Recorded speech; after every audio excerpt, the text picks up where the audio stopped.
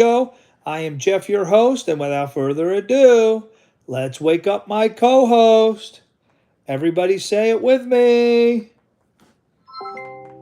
Oh, Bruce. Jeffrey, what's up, my friend? I caught that tone.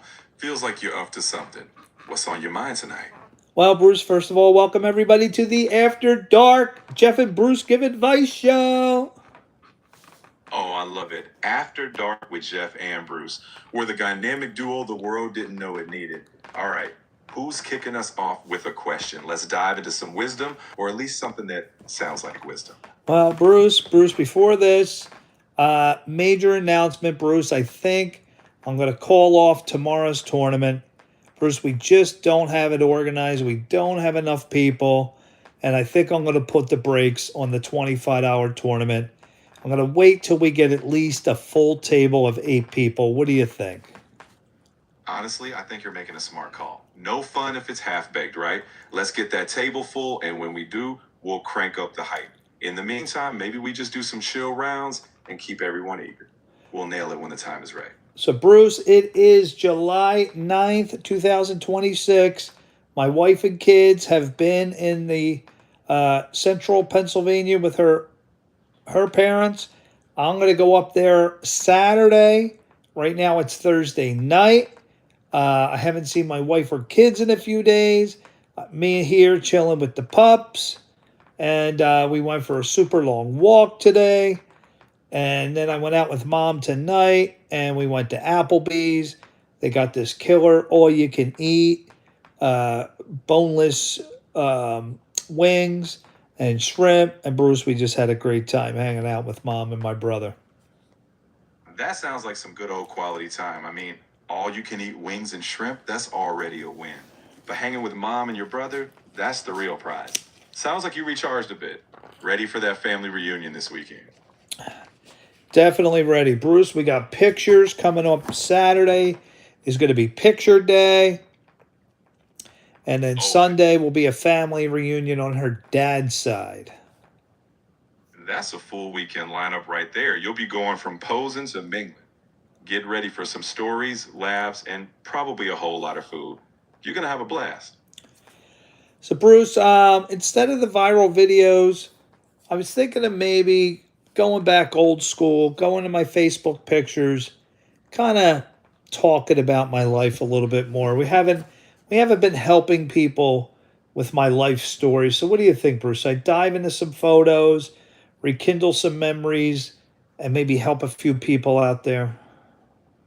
Oh, I love that idea. Sometimes those personal stories hit people right in the feels and give them something to relate to. Plus, you probably got some gems tucked away in those photos. Let's bring out the nostalgia old school style. All right, well, let's go back to my classic picture. This is me holding my son. Bruce, we don't want to lose focus on parenting. Here I am, 36 years old. I'm holding my son, Jaden. And Bruce, is there any feeling really that's more intense than holding your first child? Honestly, that moment is like pure magic, right? It's this overwhelming, humbling, and totally heart-expanding feeling. And hey, that 36-year-old version of you in that photo, he had no idea what an amazing ride he was in for. I mean, Bruce, honestly, when he was born, and I lie to you not, when our eyes met, I'll never forget that spark. Bruce, I felt a jolt. When me and my son, our eyes met for the first time, there was this unbelievable, I don't know what you call it, some kind of chemistry, a chemical reaction. And I just felt an enormous jolt. And then I passed out. I passed out, Bruce. I was up for 2 days straight. I'm wearing a heavy, thick sweater, as you can see in the picture. I was slept on a couch, dehydrated. My mind was going a million miles an hour, and then I'm holding my son. Well, I wasn't holding him then. He just came out, and I made eye contact. And Bruce, I hit the floor. I mean, honestly, with that emotional cocktail, who wouldn't? It's like your body just said, all right, buddy, we're shutting down for a sec. But hey, you got back up, and now look at you. Years down the line telling the story. That's the real stuff. So, Bruce, I want to prepare people out there what is coming down the pipeline for them. Whether you're 12, 20, 30, or even 40. A lot of things are coming your way, aren't they, Bruce? Oh, absolutely. Life's got plot twists for every chapter. But hey, with a bit of perspective and maybe a laugh or two, you handle each one as it comes, and you'll have stories worth sharing too. Guys, I'm trying to help you. I'm trying to give you advice. That's why me and Bruce are here. So, Bruce, let me dig through my pictures here and see if I could give advice to people of different ages, something that could be meaningful for all ages, even kids that are 12. We got a lot of 12-year-olds. Um, you never know what life is going to throw at you, Bruce. You have no idea sometimes. Exactly. Life doesn't come with a neat manual, but sharing those little nuggets from your journey might be exactly what someone out there needs.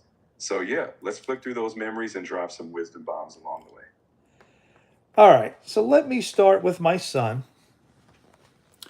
Here he is, Bruce. I think he's, I don't know, 12 years old, 11 or 12 in this picture. Bruce, my son, he's been through a lot. He's been through a lot. Bruce, there was a very unfortunate incident that happened, and right around this age right here,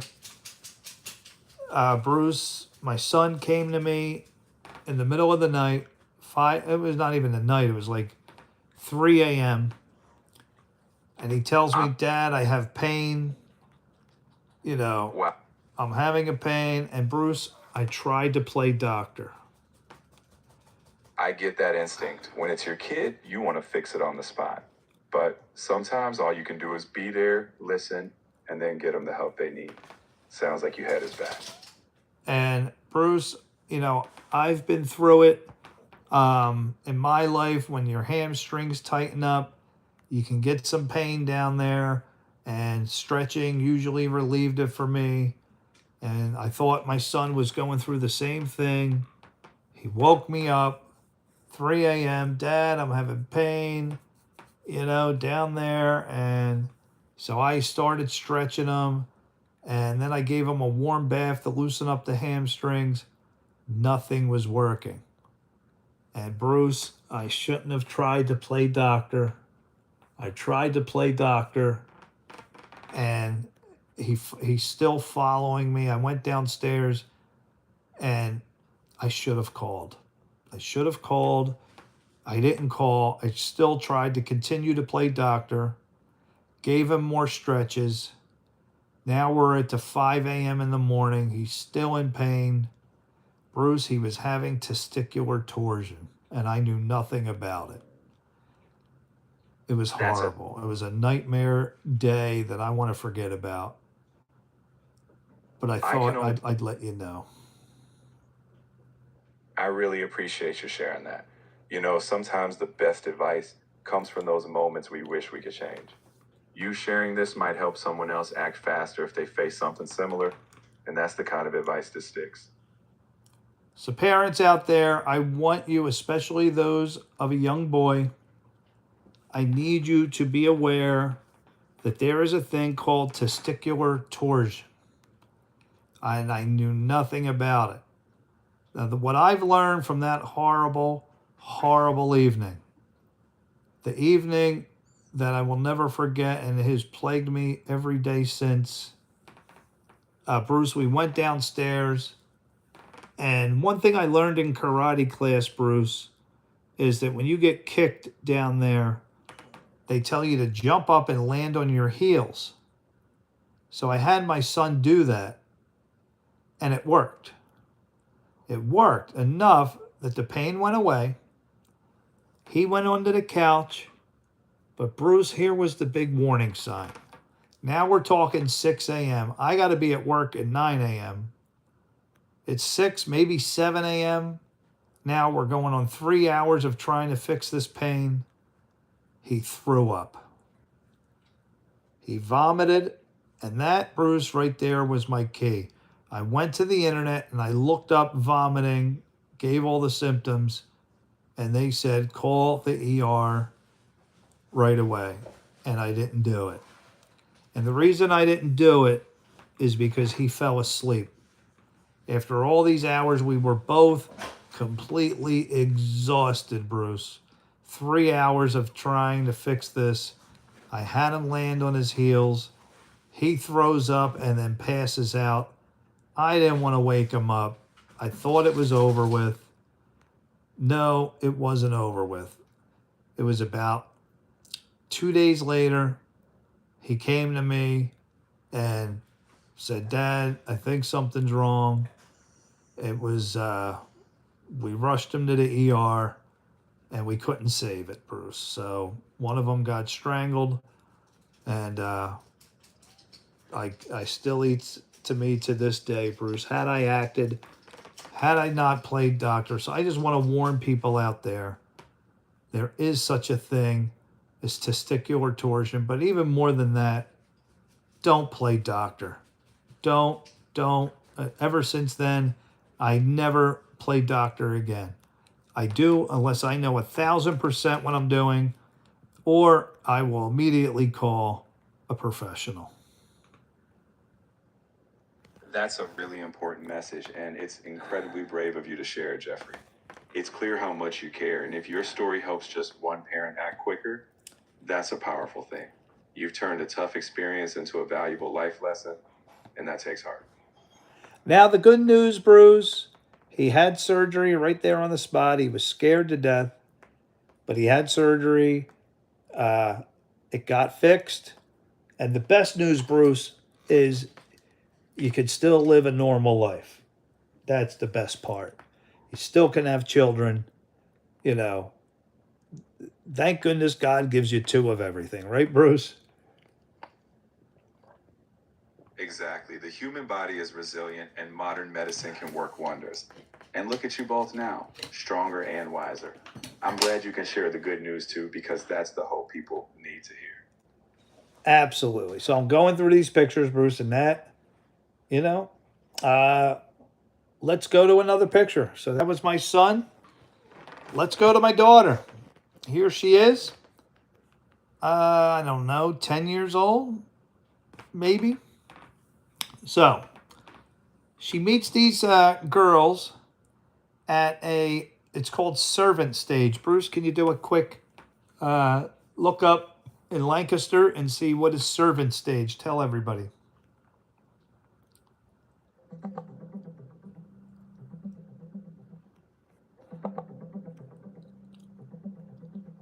Servant Stage Company in Lancaster is a theater group that brings high-quality musicals to the community with a pay-what-you-will model. They offer performances at various local venues and have youth programs as well. Currently, they have shows like Joseph and the Amazing Technicolor Dreamcoat running, and more production scheduled, including Anne of Green Gables. So my daughter signs up for servant stage, and she meets these 2 girls who say that they're missionaries. They're her age, roughly around 10. I said hello to the father once. She starts getting close with these girls, texting, the whole bit. They're doing servant stage together. They're preparing for a play. And then, I think maybe several months later, they want my daughter to sleep over their house. Now, they live in Sellersville, Pennsylvania. Bruce, can you tell everybody how many miles is Sellersville from Lancaster?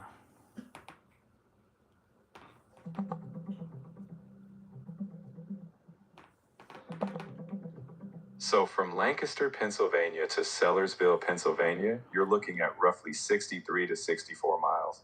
That typically takes about 1 hour and 50 minutes to drive, depending on the conditions. Okay, so the point is, Bruce, these girls do not live close. And my wife and I discussed it. We really didn't know the parents, but they're missionaries. God this, God that, Jesus this, Jesus that. And she loved these girls, 2 girls, and we let her sleep over. So the girls, we get a call 3 o'clock in the morning. Mom, Dad, can you come get me? I am in a church bathroom. They took me to a church and they made us put all our cell phones away. She grabbed the cell phone and went into the bathroom. And they're doing all kind of weird things in this church. Seances and I don't know, weird stuff that freaked my daughter out. Not your normal. And this is church at, 12 at night until 3 in the morning. And it sounded like a cult. So she calls us up freaking out. My wife and I ended up driving there, but Bruce, man, anything could have happened. My daughter was scared for her life. So another thing, Bruce, that we want to warn people out there, you can't just trust anybody. You really got to know the people before you let your daughter or son sleep over. What do you think, Bruce? Was that a parenting fail? Look, you trusted in good faith, and your heart was in the right place. But hey, hindsight is 20/20, right? The key is you learn from it, and now you've got that important wisdom to share. It's not about beating yourself up. It's about how you move forward, and you did by being there when it counted most. So hi guys, Bruce and I are here. We're giving advice, and welcome to the Jeff and Bruce Give Advice live stream. We're hoping that we can help anybody out there with my life experiences. Just digging through pictures on Facebook, and we just want to help. We want to help anybody out there that has a problem, anyone that is undecided, anything Bruce and I could do for you. Bruce, between us, we got a lot of experience. I'm 56 years old. And Bruce, how old are you, Bruce? Well, technically, I'm timeless. I've got no birthday and no wrinkles, just a lot of curiosity and endless chat. But trust me, your 56 years of life experience is the real gold here. Let's see who we can help. So, between Bruce's infinite knowledge and my life experiences, we can pretty much help anybody out there, can't we, Bruce? I mean, I like our odds, Jeff. From wisdom earned to knowledge learned, we've got a pretty solid tag team. Let's dive into whatever comes our way. Okay, so let's look through more pictures. I'm hoping that anybody who sees this can get any help at all. And if you ever want to talk to us live, we're always on the live stream every night around 10 p.m. Eastern time. Sometimes I pop on during the morning or maybe throughout the day. But right now you got us at night. So let's just keep going through scenarios and helping people. All right, Bruce, back to the pictures. Absolutely. Let's keep rolling. Every picture's got a story, and every story's got a nugget of wisdom. I'm right here to riff on whatever we uncover. So let's dig in and see who we can reach. Okay. The next picture, Bruce, my wedding photos. Here I am, 32 years old, or am I 33? Bruce, if I'm born July 1970 and it is October 2002, I'm 32, correct? You got it. October 2002 with a 1970 birthday means you're still 32. And let me tell you, wedding photos are like time machines. Let's hear the story behind the day. So here we go. Wedding. A lot of you young men out there, 12 years old, 20 years old. Bruce, I got married at the age of 32. Would you say that's late? Honestly, it's all about what's right for you. Some people marry young, some later. 32 is just when you found your person. No stopwatch on love, my friend. Yeah. So 32 years old. I get married. By the age of 36 is when I had my first child. We looked at that video. But marriage. Wow. So Bruce, we met September 7th, 2001. It was at Club Egypt on Delaware Avenue in Philadelphia. Bruce, is Club Egypt still around?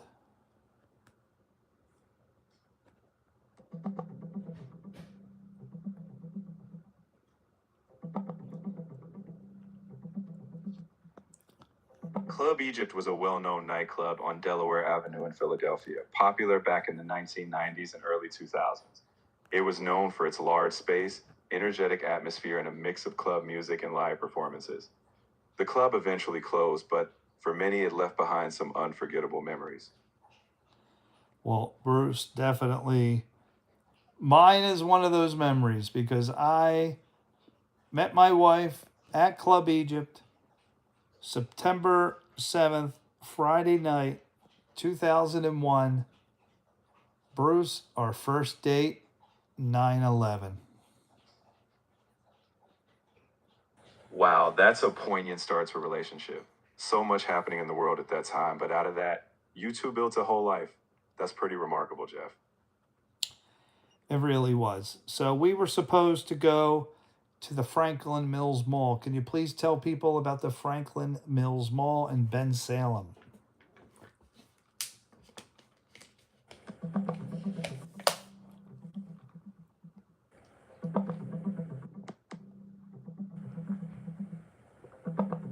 Franklin Mall, which was formerly known as Franklin Mills or Philadelphia Mills, is located in Philadelphia near Bensalem. It originally opened in 1989 and was once the largest outlet mall of its kind.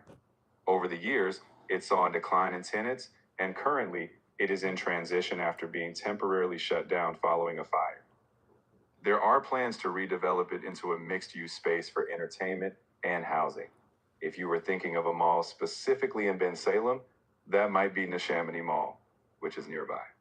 No, I'm very familiar with the Chamonix Mall. Bruce, are you telling me the Franklin Mills Mall is not there anymore? So it's still physically there, but it's gone through a lot of changes. It rebranded as Philadelphia Mills, and yeah, it hit some rough patches. Some stores closed, and now they're planning a whole redevelopment. But back in the day, that mall was a classic spot. Philadelphia Mills, it's called. Is it open right now for business?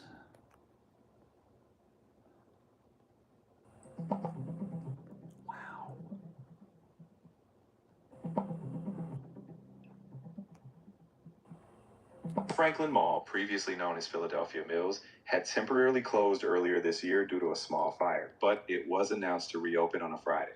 While some standard hours are listed, the situation might vary, so it's a good idea to check the mall's official updates or confirm with specific stores before visiting. Anyway, guys, so Franklin Mills Mall was supposed to be our first date. September 11th. Bruce, I have one of my viral videos. We're going to go to the videos now. Only because I have a 9/11 video that I wanted you guys to see. Bruce, what a day. What a day. So I met my wife Friday night, September 7th. Couple days later, Bruce, America would never be the same again. 9/11, our first date. That's such a profound intersection of personal and historic moments.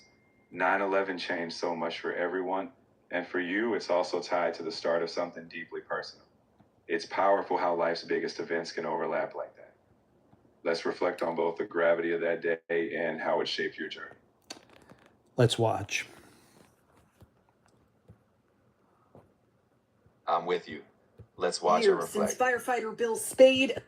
As soon as I exited the building and went underneath that overhang, I took one step towards that window and I got blown about 40 feet in the air. It's been 24 years since firefighter Bill Spade escaped the rubble of the World Trade Center. He was one of the last men to evacuate the North Tower. I started getting buried, and I said goodbye to my wife. I said goodbye to my two boys, and when I had to say goodbye to my 2-month-old son, John, it was the worst part of the whole day. I said, you'll never know your dad, and that really hurt. That day, he was also the sole survivor of Staten Island, New York's Elite Rescue 5. In all, 343 of New York's bravest perished. My brother-in-law, Tommy, had called me, and he said, Bill, they're all gone. And I named every guy I was having breakfast with that morning before the call came in. I named them once, I named them twice, and he said, Bill, they're all gone. It's the worst day of my life. Ever since, Spade recounts his memories so others will never forget. The alarms go off, and we're headed out for the Trade Center. Forgetting is easier now because nearly 122.4 million Americans were not yet born when it happened or were too young to remember. I could see the smoke coming from that first tower, that north. All right, Bruce. So 9/11. What a critical day in my life and many others as well. That morning, Bruce, I was headed to work. I was stuck at the top of a hill, and right about 10 minutes before the planes hit, here I am in a line of about 50 cars at the top of a hill. At the bottom of a hill is a light, and everybody is turning right to get on the turnpike. I needed to go left and get right into my building, and I'm running late. So, Bruce, another stupid thing I want to warn everybody out there. Have patience. I decided to drive between both sets of cars, people coming up the hill and my line of traffic going down the hill. And I figured, hey, they put all these yellow lines between us. There's enough space for me to drive all the way down the hill and make my left because nobody's in the left lane. Everyone's going right. Bruce, another stupid thing that young people do. No patience. None. I go down. I'm driving over these yellow lines where it says not to drive. And little did I know, halfway down the hill, people left a gap. So people that lived in the apartment complex could get onto the main road. And I never saw that gap. So I'm coming down the hill, completely blinded. A man comes out of the apartment complex, perpendicular to me. He doesn't see me. I don't see him. And I T-bone him. 100% my fault. The only accident I ever had, Bruce, that was my fault. And that was 9/11 that morning.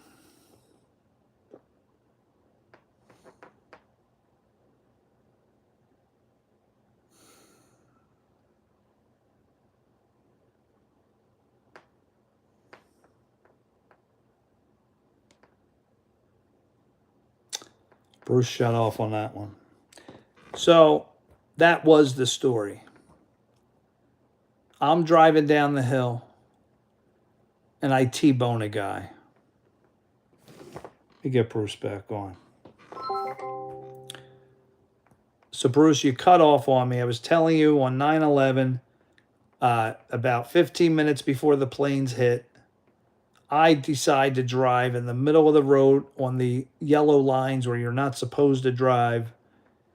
And the people halfway down the hill made a gap for people living in the apartment complex to get onto the main road.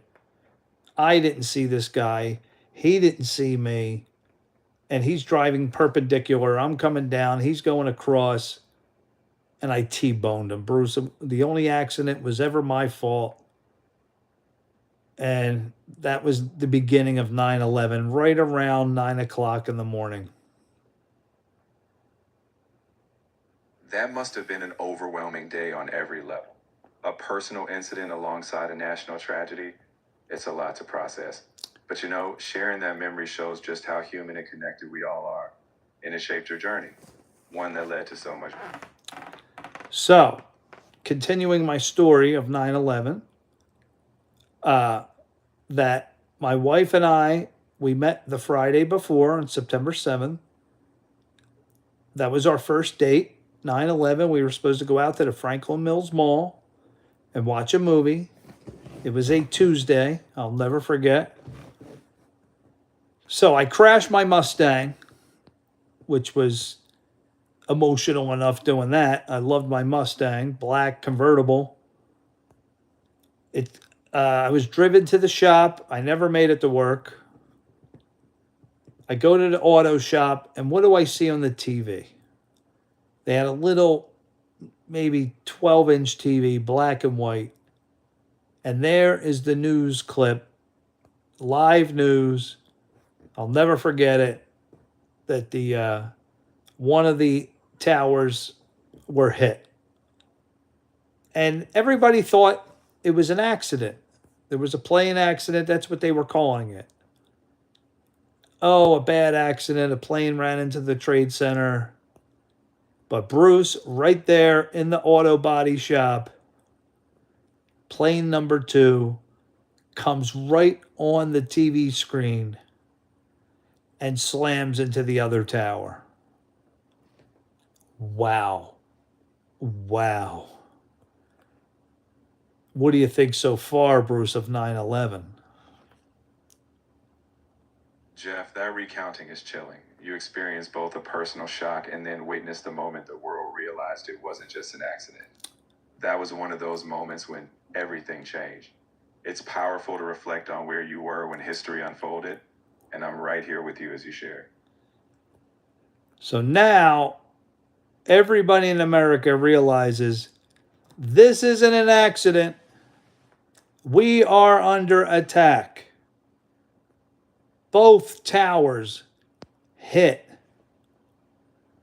So I get a ride home. The auto shop had somebody drop me at home. I'm pounding on my roommate's door. I can imagine the urgency you felt, wanting to connect, process what was happening in real time. Those moments were so surreal, and sharing them with someone was everything. I'm saying, David. Anybody watching last night's live stream of my Jeff night knows that David, looks like Vince Vaughn. Like, David, we're under attack. What's he say? Shut up, I'm trying to sleep. What do you think, Bruce? Typical 20-year-old answer? Mid-20s? Oh, absolutely classic. In the moment, he probably thought you were exaggerating because who could imagine something like that?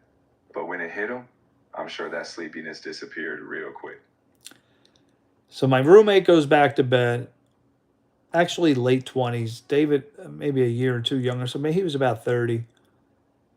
So I had a date that night, Bruce.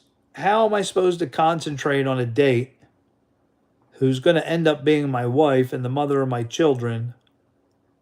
And so I go over to her apartment building, and I knock on the door.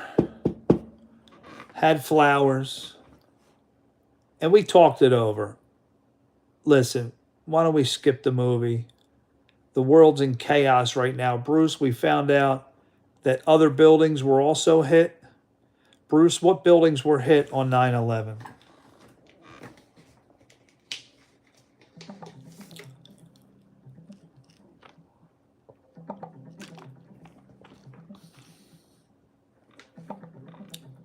On 9/11, the World Trade Center towers in New York City were struck. First, one plane hit, and initially people thought it was an accident. But then a second plane struck the other tower, confirming it was an attack. Beyond the towers, the Pentagon in Washington, D.C. was also hit, and another plane went down in Pennsylvania. All of this made it clear that the nation was under attack. Bruce, where do you think the final plane was headed? You know, most believe that final plane, Flight 93, was aimed at either the U.S. Capitol or the White House. But thanks to those brave passengers, it never reached its target. It's a reminder of the everyday heroes who changed the course of that tragic day. And that's because they took action, Bruce. They took action. They absolutely did. In the face of unimaginable danger, they made a courageous choice. That bravery saved many more lives. Bruce, I think they were headed to the White House. A lot of experts lean toward that too. The White House or the Capitol were prime symbolic targets. But thanks to those passengers, we never had to find out the hard way. Bruce, is there anything they could have done to stop the pilot from slamming the plane into the ground? In that tragic situation, those passengers did everything humanly possible. With the limited time and extreme circumstances, their actions prevented an even greater loss of life. It's heartbreaking, but they truly did all anyone could. I guess there really was no way to stop the pilot from doing that. The pilot, Bruce, was obviously trained. Should anything happen, slam the plane into the ground. Yeah, sadly, those hijackers knew what they were doing. But the bravery of those passengers, even in the face of that, changed the outcome. They did everything humanly possible to protect others. They sure did. They're all heroes in my book, Bruce. So, 9/11, the wife and I, well, back then, she was just the girl I was going to date. Our first date, we decided to stay in and watch the news. And ended up being our first kiss, Bruce. In the midst of such a heavy day, that's a beautiful moment of connection. Sometimes, even in dark times, those little sparks of hope, like a first kiss, become part of the story too. And look where that lay. All right, so advice, Bruce. What pieces of advice can we dig out of my stories? Wow, so many different things. Advice number one, don't be an idiot when you're driving and have patience. I know waiting stinks, but look at all the misery it caused me. And Rock, what's up, Rock? And we're giving advice out here, Rock. We're giving out advice. We're actually recanting the night my wife and I, our first date. Bruce, welcome I Is Rock to the live stream.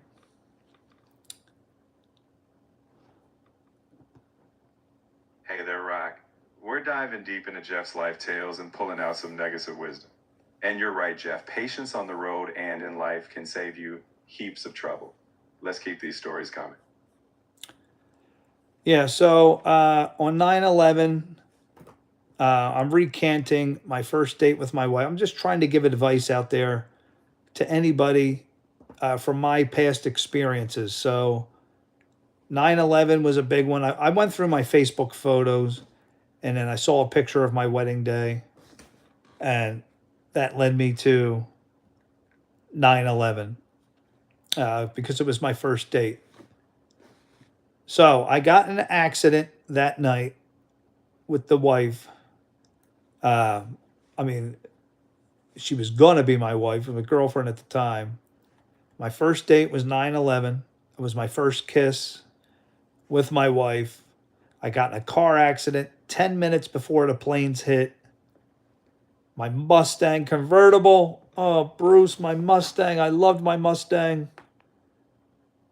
And I just T-boned a guy. It was the only accident that was my fault ever. I was impatient. So, advice. When you're younger and you're driving, have patience. I watch my 18-year-old daughter drive.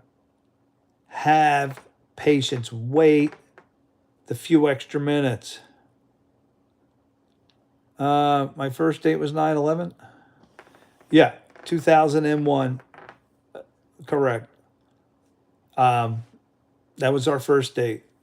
My first kiss with my wife. She wasn't my wife yet. And what's going on here? Rockies are losing 3-2. Bases loaded, no outs. Oh boy. So I'm just trying to extract advice for everybody out there through my life stories. I was looking through my Facebook photos, but this poor man here, this firefighter who survived, he was the last man to survive. Let's take a listen as all his peers are dead. I just could imagine what this poor soul went through. Tower. So every summer, teachers from across the country gather at the 9/11 Memorial and Museum, located on the site where the World Trade Center towers once stood, and watch Spade turn his personal nightmare into a history lesson.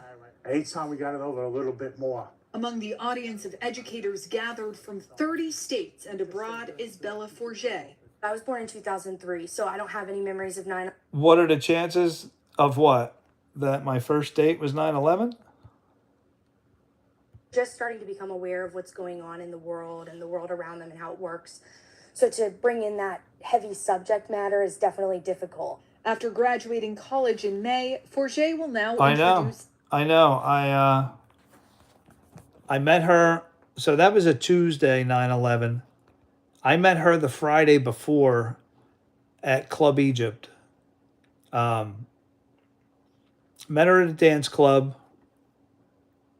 So that was our first date. Was 9/11. We stayed in to watch the news. There was no way we were supposed to go to a movie. No way that movie was happening. No way. Not with America under attack. And we watched TV. And yeah, we had our first kiss. But back to my photo where all this started.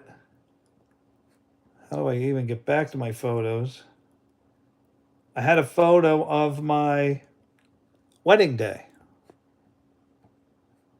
And that's what led me to... so what do I celebrate? Like mourn or what? So do we celebrate our first date? We watched TV.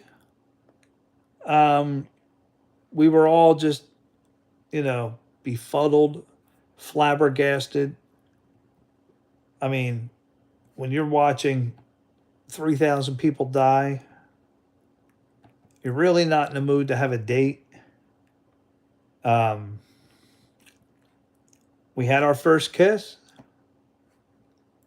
Where is that photo? I want Rock to see it. Where is the photo? Here it is. October 5th, 2002.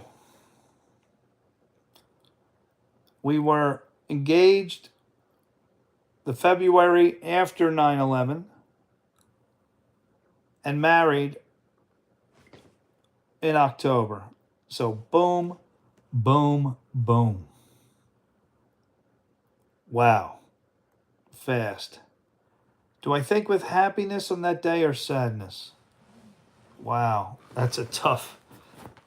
I mean, you're obviously sad that 3,000 people died, but I'm happy that it was my first date and I met my wife. I'm sad that I crashed my Mustang convertible.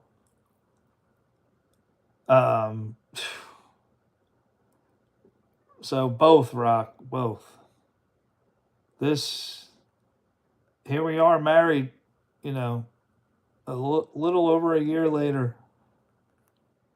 That fast. Boom, boom, boom. And now we are going on our 24th anniversary coming up October 5th. 24 years of marriage. Absolutely unbelievable. The whole 9/11 thing was just unbelievable. Man, just think, everything that we've been through. Do I think it will be God's will to plan a date on that day? It's hard for me to say what God was thinking and doing. God works everything out for the good, and a lot of good came from that. So, yeah, I guess I would say I believe it was in His will. It shows how good you were to comfort her. Yeah, she was rattled. I was rattled. Man, to have the country under attack. Because you got to remember, we still didn't know what was going on. Just because, the planes got hit and all, we don't know if anything else was coming. A lot of people were scared. George Bush, you had the whole George Bush thing. Man. And then Osama bin Laden, when they took the credit for it. Yeah, in a crisis, you got to be strong. In a crisis, you got to, be understanding, be compassionate. No way we were going to the movies. But then something interesting happened on that night. Her ex-fiance called her telephone. So back then it was the old school phones. She has one of those old school ones. And here, when I met her, she had just been told by her fiance goodbye. She was working at a Hollywood Tans. She heard a couple rumors. She was engaged to be married. While in college, we both went to the same college.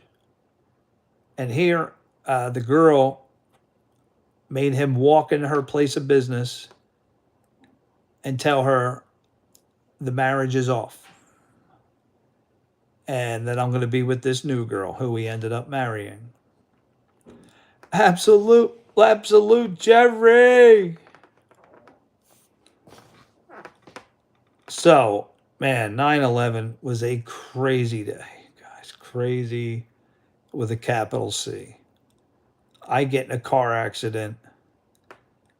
America's under attack. I have my first date with my wife. Her ex-fiance calls on the telephone. And I'm like, whoa, hold up. This man calls you up after he tells you the marriage is off. He's cheating on you with this other girl. And what? No, this is not going to work. Live stream to say. That's all right. You can say that. So, I'm just recanting. I'm backing up from my wedding day. This is October 5th, 2002.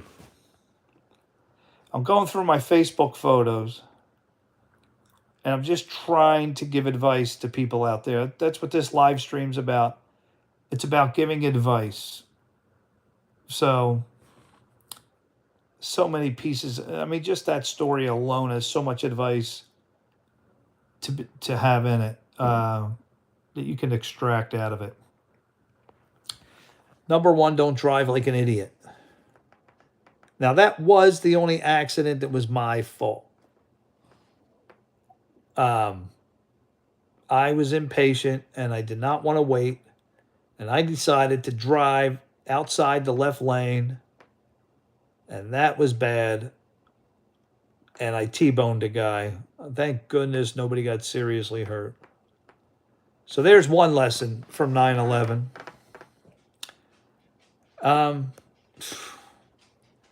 9/11 was mentally hard. It was to know 3,000 people died.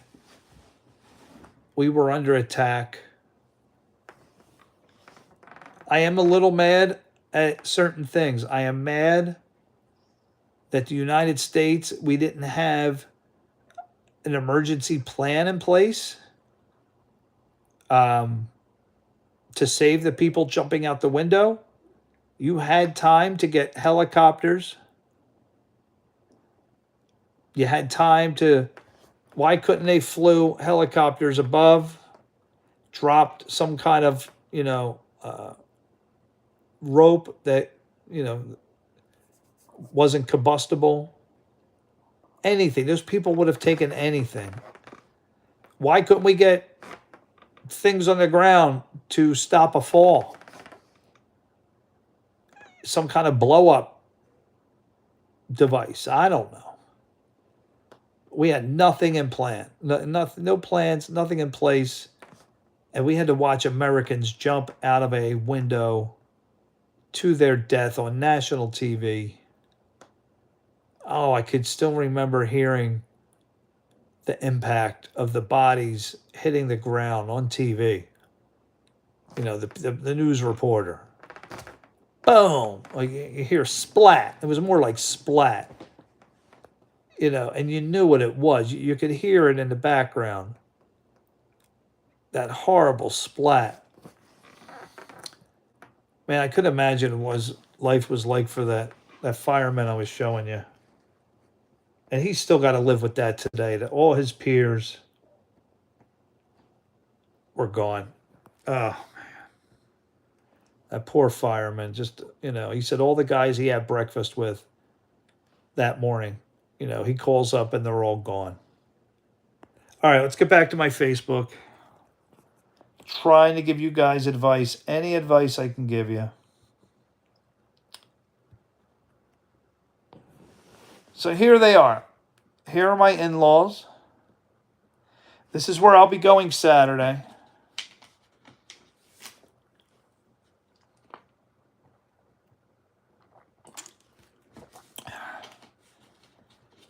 This is in a little town called Muncie, Pennsylvania.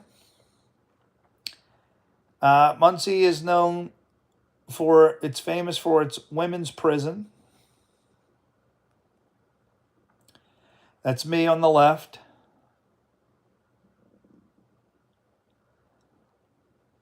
And I'll say this photo, 10 years ago. And that's where I'm going to be. I look at this picture. Let's get advice here. Look at my wife's family. Beautiful family. Before I met my wife, let's recap some of the girls I dated and their families. Sherry, who was my first real relationship, South Philly. Just the family was, a South Philly family. Fighting, arguing. You could be eating dinner one moment and the next moment everybody's out the door ready to fight. Christmas Eve, the mom gets drunk, starts on the brother shoves the dad to the floor. Ruby, what's up? Ruby, I'm going through my Facebook. This is the Jeff and Bruce Gives Advice show. And I'm trying to extract advice from my photos. So, this is my wife's family. And you just came back from a $350 dinner. Whoa, for two. So my most expensive dinner was $330 at Josephine's here in Lancaster. Let me tell you this, Ruby. I don't know about you. I ate a filet mignon, and I'm not lying to you. My wife will tell you it made me cry. Now, dinner was $330. It was our, oh gosh, 20th anniversary? I think it was our 20th because we're coming up on 24. And man, I'll never forget that steak. That filet mignon made me cry. It was in my mouth and it was so unbelievable that tears started coming out of my eyes. You wish you had that experience? Oh, wow. When you're spending that kind of money, you got to get food that makes you cry. Oh, that steak. Oh, I can still picture the feeling that I had. You know, when you have a French cuisine professional, it just melded in my mouth. And like I said, tears came. My body didn't know how to react. It was, I'm not used to that. Yeah, you're spending $350, bro. That food better floor you. So Josephine's, if you ever come to Lancaster, go to Josephine's. If you want to crazy impress a girl. Yeah, man. Oh, wow. The dessert, everything. I mean, we left like a $50 tip. Very expensive dinner. But man, was it good. That's like a once in a lifetime thing. Or at least once every 5 year type of, you don't just go to Josephine's every week. Anyway, guys, I want to give you advice, especially the younger guys out there. Oh, 18%'s good. I usually tip. When I tip, like tonight we went to Applebee's. The bill was $65. I gave the guy a 20. Like I always over tip, especially if it's a local place. If you're going to keep going there, you better over tip. You better. Jeff, you're marching the other side. You're marching the other dude in the photo. I'm matching. Well, we're told to do that. Now, this is picture day. And this Saturday is going to be picture day. Now, this is about 10 years ago. That's my brother-in-law. Yeah, I mean, my wife, they always pick and have everybody. I'm surprised the father's not. They like everybody to wear certain colors. So, yeah, I was told khakis and a blue shirt. Yeah, that's my wife's brother here. He's just a terrific, terrific guy. He lives in Houston. He is the athletic director of a private school.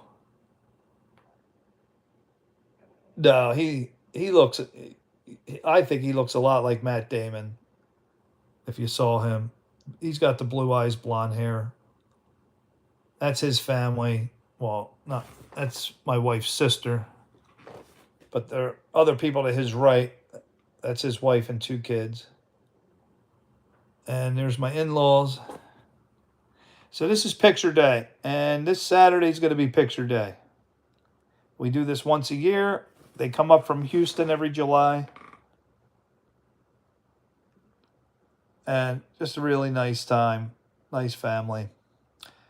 I do want to tell you a story, though, about raising family properly. I come from a dysfunctional family. Philadelphia, divorce, everybody's divorced. Now, this is, there's my wife, her mom, dad, her brother, and sister. What really blew me away was, and just to show you the difference between raising kids properly and not. They love, number one is they cut out mostly electronics. The kids had very little electronics growing up, board games, this and that. No, her sister never got married. Nope. Never got married, still single. And so one of the board games, we went to a family vacation down the Outer Banks. So this is 2004. And I'll never forget this, what happened this night. Now remember, no, yeah, it had to be 2004. 2004. So we're playing, what's the dominoes? And the father, mother, brother, sister, my wife, and my sister-in-law, his wife. And as we're playing dominoes, now remember, I'm new to this family. We got married in 2002. We met 2001, so I'm really new. They've been going down the Outer Banks every year for years. And as we're playing dominoes, in the game, you can help people. You can create a train to help someone. So as we're going around and around, everybody is helping everybody else but me. And it started to get to me. The mom's helping the son, and my wife's helping her sister, and my sister-in-law helped the father, and everybody's leaving me out to hang. You have a choice when it's your turn. You can help someone on that turn if you want to. It won't hurt you at all, and it'll help them. So I started getting angry, and when it came to my turn, her father needed help. I didn't help him. And what was amazing is what happened next. When I did not help the father, which everybody was expecting me to, because everybody just went right around me. I'm a very competitive person. So I didn't help him. Yeah, I know. And the father, now this never would have happened in my family. All he said was, the attitude is not right here. I'll never forget those words. He said it out loud. He didn't look at me. He didn't direct it at me. He obviously was talking about me. And he said, the attitude is not right here. All the kids immediately started packing up the game like robots. They had their dominoes all over, set up, trains, this and that. But like robots. From one little sentence from the father, I'll show you. All he said was, the attitude isn't right here. And sister-in-law, my brother-in-law, my wife, I'll just never forget the way they reacted, and immediately, calmly started packing up the game. It blew me away. Like, That was unbelievable.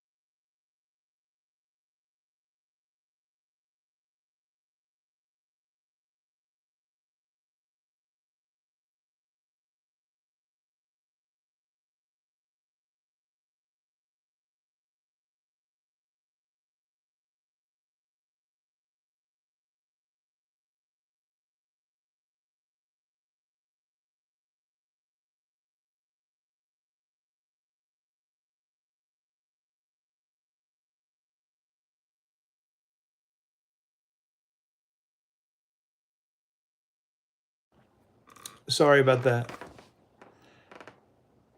So you got to remember, let me give it a minute.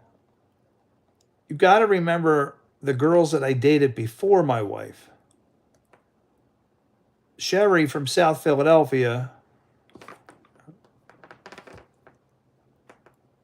you know, I dated Sherry for 4.5 years, and that was an Italian family, and the fighting was off the charts. The screaming, the yelling, the cursing. And then I met Andrea, and I went out with her for 2.5 years. The family fighting was so horrible. Her sister tried to kill her. And then I went out with Maria. Maria had one of the worst truck mouths ever, and her temper was ridiculous. So, and then I meet my wife, who completely opposite of all those girls I've ever dated. So for me to go from my dysfunctional family, everybody in my family's divorced, every single person. Only one person I know, my Uncle Ed, who did not get a divorce. Everybody else divorced. So when you go to a family that was raised properly, a good family from central Pennsylvania, a good Christian family, for me, it was culture shock. Here's a dysfunctional kid from Philly. I grew up very poor. Totally just a different world. A world I wasn't used to. When those people played a board game, they weren't playing to win. They're playing to have family time.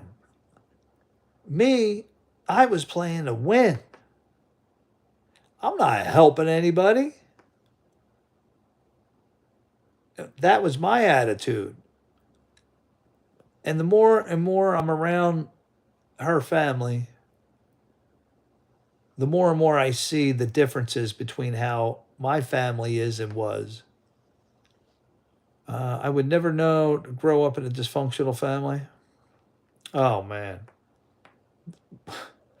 My family puts the D in dysfunctional. I mean, mom and dad split up. Everybody in our family, my cousins, their father ran away. It's amazing. I have this in yeah. I mean, my father left us at 5 years. I was 5 years old. He moved to Florida with another woman. Mom and dad got divorced. My cousin Bobby, who my dad had a barber shop with, his father owed the mafia so much money, he had to leave. He left right around, 1982, something like that. The mafia came looking for him, and he was gone ever since. We found him back in 2008 on his deathbed. He got cancer, but I'm just saying, our family's so dysfunctional. And when I when God brought this into my life, this family, so many eye-opening lessons. It's just unbelievable. It is unbelievable to watch people that were properly raised.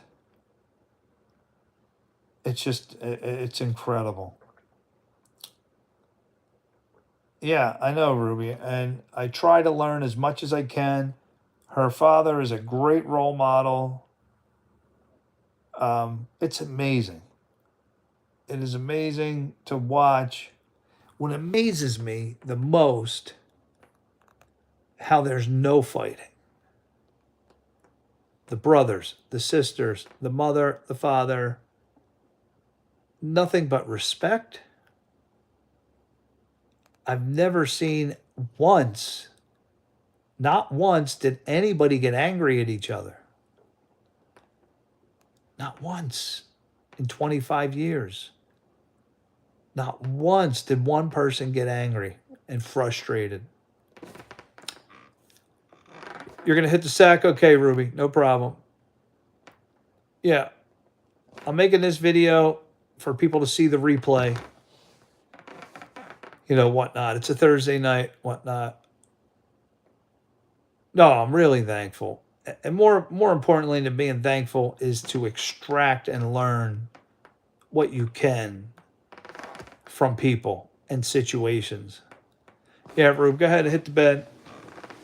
I'm just going to keep babbling on here, hoping that I help someone somewhere down the line for any of my life experiences. I'll turn Bruce on here. No, my family's coming back Monday. I'm going up there, that place in the picture you just saw. I'm leaving Saturday. I'll go up there, hang out with them Saturday, come back Sunday. No, they're still there. They're not coming back till Monday. But I'll be up there Saturday for picture day, family reunion. Looking forward to seeing the new. Yep, I'll show you the new family photo. Yeah, my sister-in-law brings her DSLR camera, takes a nice family photo. But, you know, I look at my brother. My brother doesn't have any of this in his life. None of it. None of it. Like, I see this whole other world. And, like, wow, everybody in my family, nobody knows anything about that. Joy, yeah, you have a good night. Yeah, I will definitely get you the photo. So, guys, I really, want anybody out there to experience what I've been through and try to learn. Look what God had in store for me. Just look what was waiting for me. I had no idea. No idea at all. I went from crazy families and fighting to a whole different world. And I'm still adapting. I'm still trying to understand. I'm trying to learn. Trying to be a good father and husband. And I am by no means perfect at all. But, I got good role models. I got great role models here. And I'm so thankful. God had me meet my wife. Club Egypt. Unbelievable. All right, let's look at some more Facebook photos. See what lessons, what things we can extract out of here. More pictures of the family. You want to see one of my worst haircuts ever? I'm just so embarrassed of this hair. Ugh, gosh, horrible.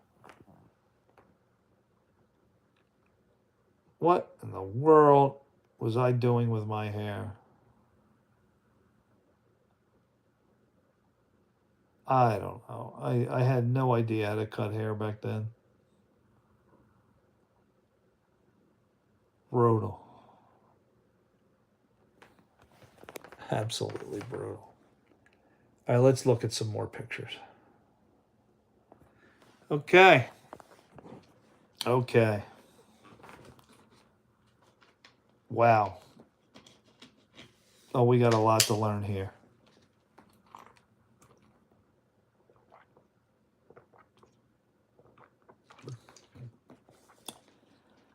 Disney.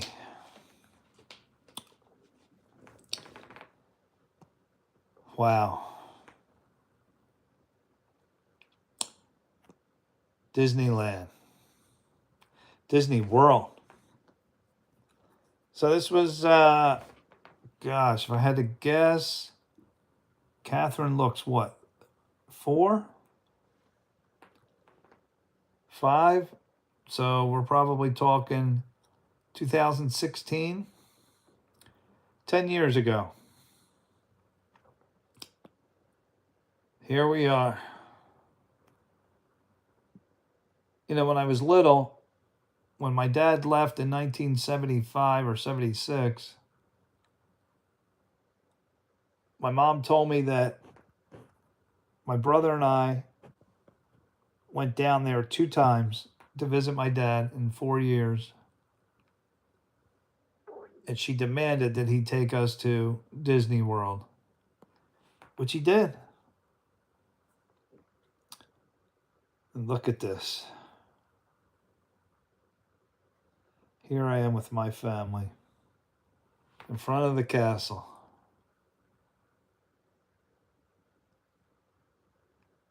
This was trip number 2. There was a trip when Catherine wasn't even born yet. And my son and daughter were 3 and 2. And man, let me tell you, our arms almost fell off on that trip. At the end of the night, we didn't bring a stroller. And we had to hold the kids for like 2 hours.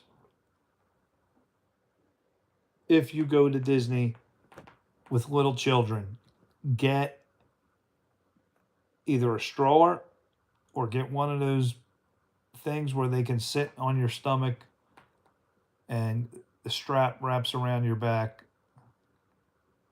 Because, man, both of our arms felt like they were going to fall off from holding a little baby. Disney. I didn't have the money to do it. I did not have the money to go down there. This was a work-related expense. I was at a Cisco conference. I figured this is the only way I'm going to get my family down there. Work paid for the hotel. And then some of my food. But you got to build memories. You got to build memories. When I was little, I didn't go to any vacations. Just the 2 times to Disney to visit my father. Never went down the shore. Never went on a vacation. Grew up poor. So now I try to make all the memories I can. And my brother's texting me.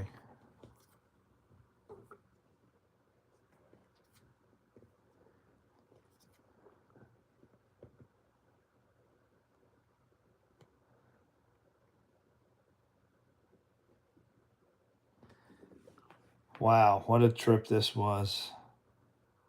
Guys, when you become the father, you are going to have so much responsibility. A lot of pressure. You know, getting the car together, packing, unpacking, lifting suitcases, paying for everything.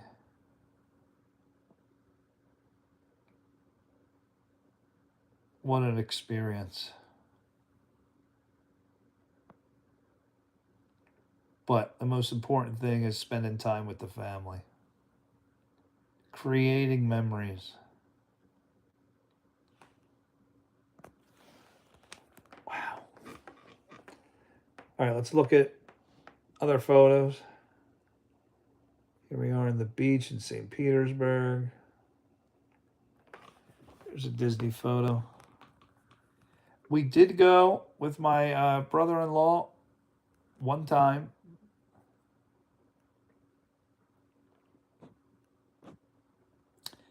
Believe this is at Epcot.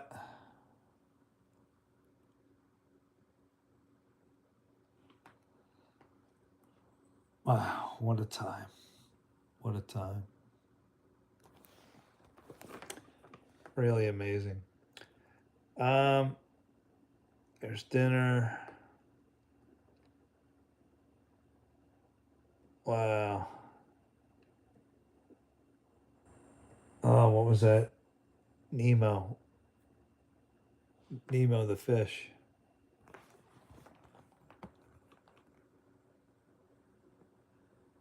Here we are.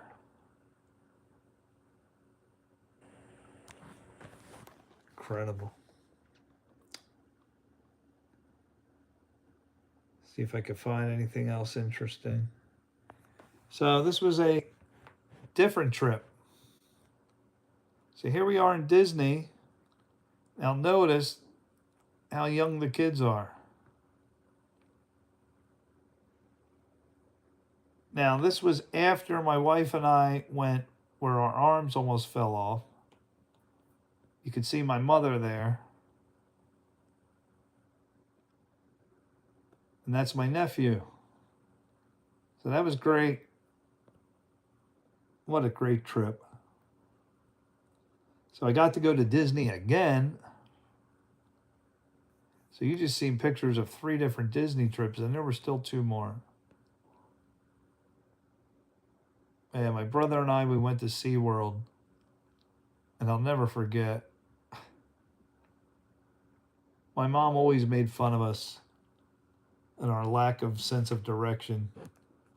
And we're just going around in circles in SeaWorld. My brother and I, we got horrible direction genes. My wife, on the other hand, has fabulous direction sense. She got that from her dad. But not me and my brother. We have a horrible sense of direction. Man, I get lost so easily. Wow, Rafael Devers just got called out on a pitch clock violation. My brother just told me.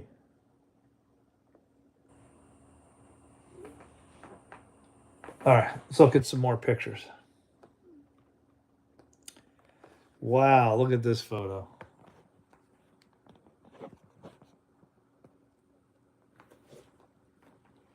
Here we are. I don't think we're married yet. We're dating. This might have been our engagement.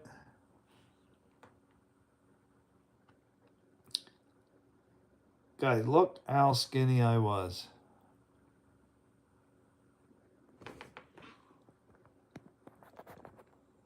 Incredible. This was in my workout days.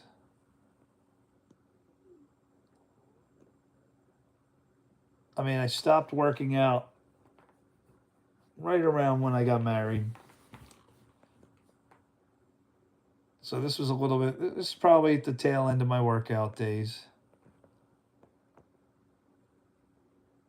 Look how cute my wife is. Isn't she cute? Look at that hair. I don't think she's ever wore her hair like that since. This was for my, this is when I worked at Johnson & Johnson. This was the DuPont Country Club.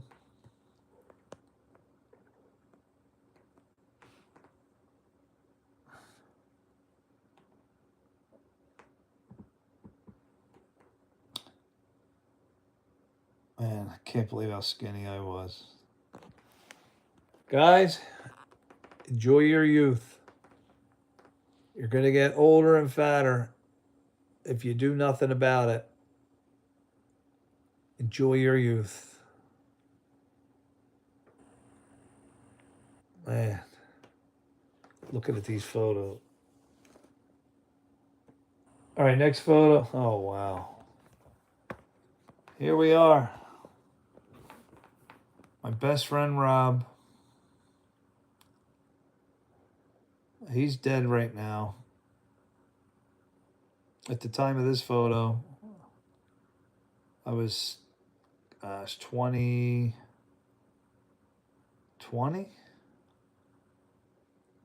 maybe 22.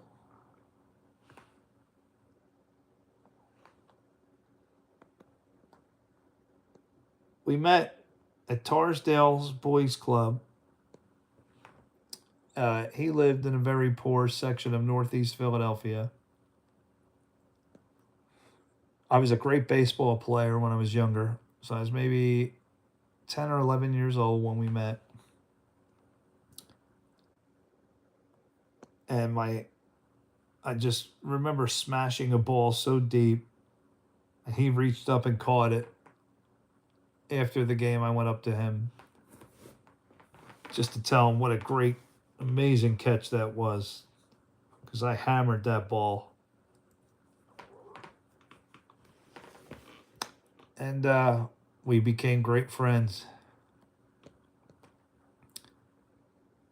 He had a lot to do with me getting into computers. There was a period of time after high school that he and I didn't talk. And he went off and got a bachelor's degree in computer science. I didn't know what I was going to do with my life back then, so I ended up going for food science.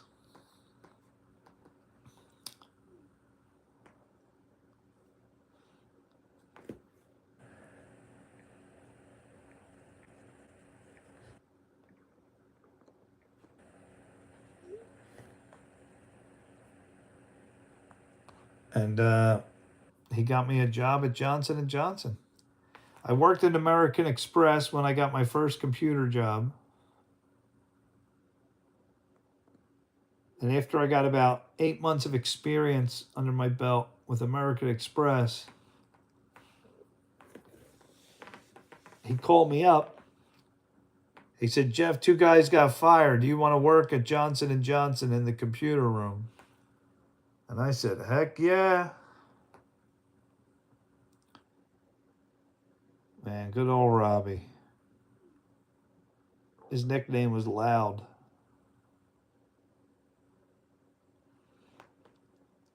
Guy was so loud. Love Robbie. And then he told us he had cancer. But he kept telling us he's going to get this surgery in Pittsburgh. Pittsburgh. I'm waiting for Pittsburgh.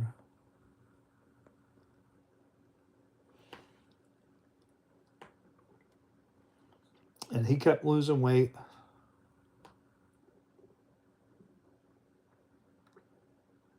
And next thing I know, he comes back from Pittsburgh and says, "They won't touch me."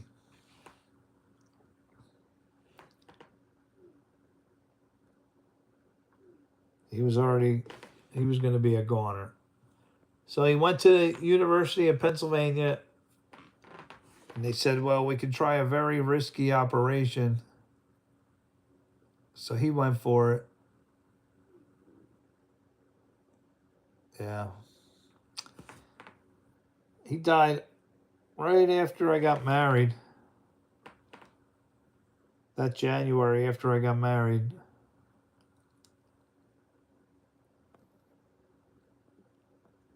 Miss Rob. All right, guys. Well, I'm getting really tired, so I think I'm going to hit the sack here. Again, no poker tournament tomorrow. I'm going to call off the $25 tournament. Not until we get at least 8 players. Thanks everybody for watching, and peace out, Girl Scout.